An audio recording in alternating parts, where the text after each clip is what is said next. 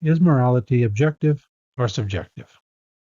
According to the standard meanings of these terms, the answer is neither. Moral discussion on this matter seems to be caught in a false dilemma. The options that we're given with respect to moral value are these.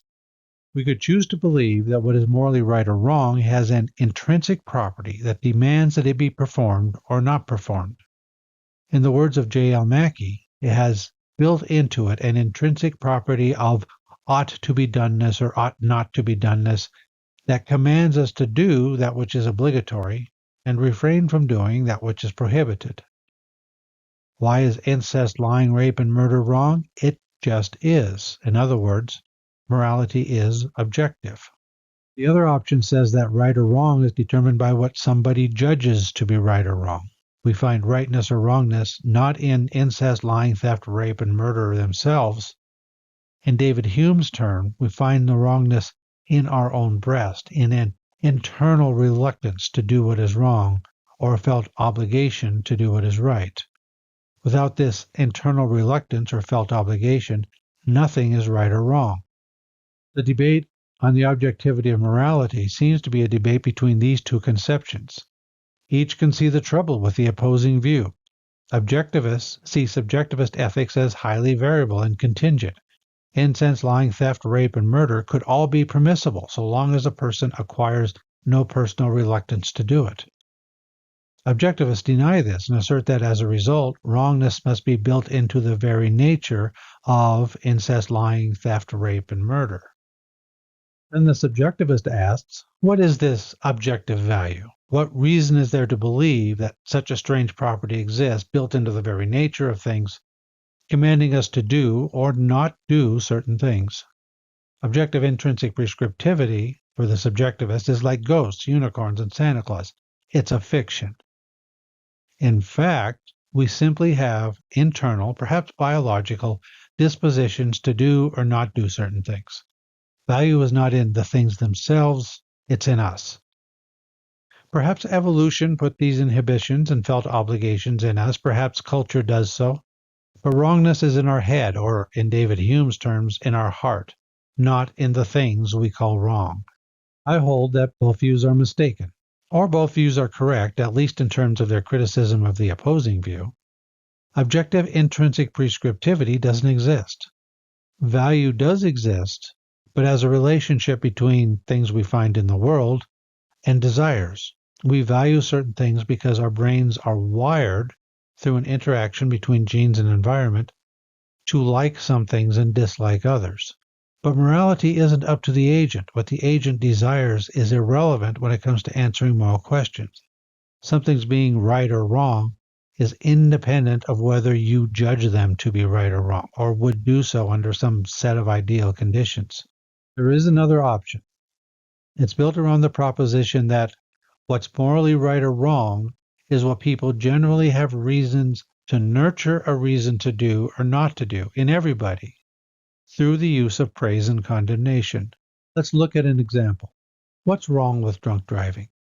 Drunk driving does not have an objective intrinsic wrongness built into it. Nor does its wrongness depend on whether you, deep down, have some internal disposition to view it as wrong.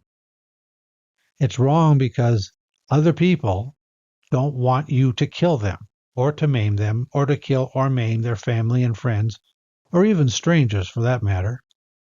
They don't want you killing or maiming anyone, even in some cases yourself.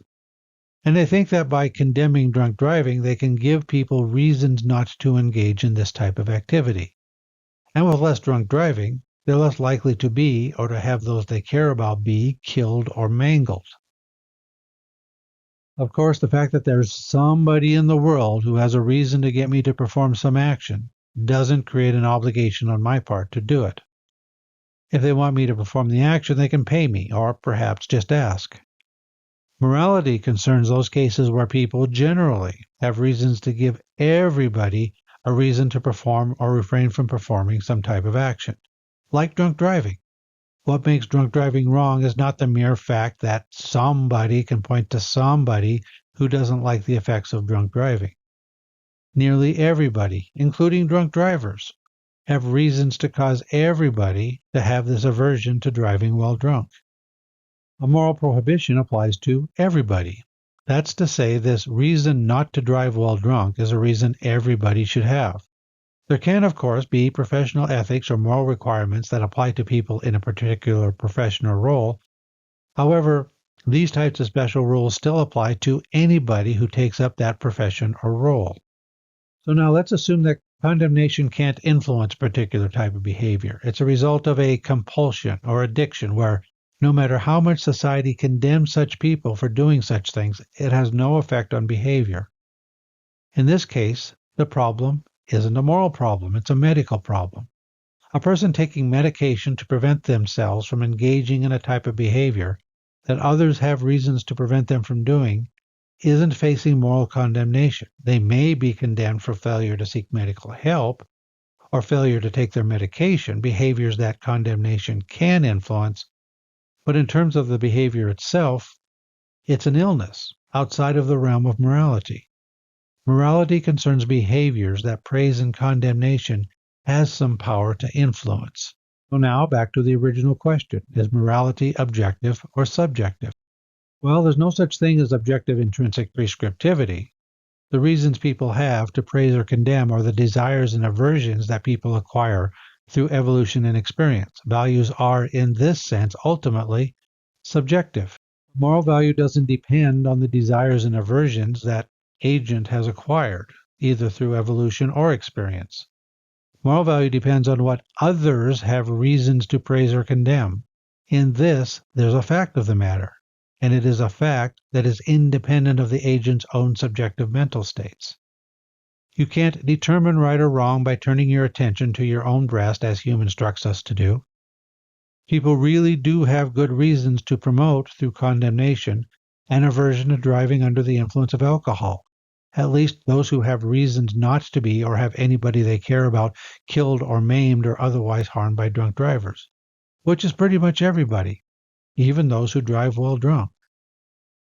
Under the standard meanings of objectivity and subjectivity, the ones I mentioned at the start of this presentation, the answer to the question of whether morality is objective or subjective is neither. Objective intrinsic prescriptivity does not exist, and morality does not depend on the subjective states of the agent or the assessor.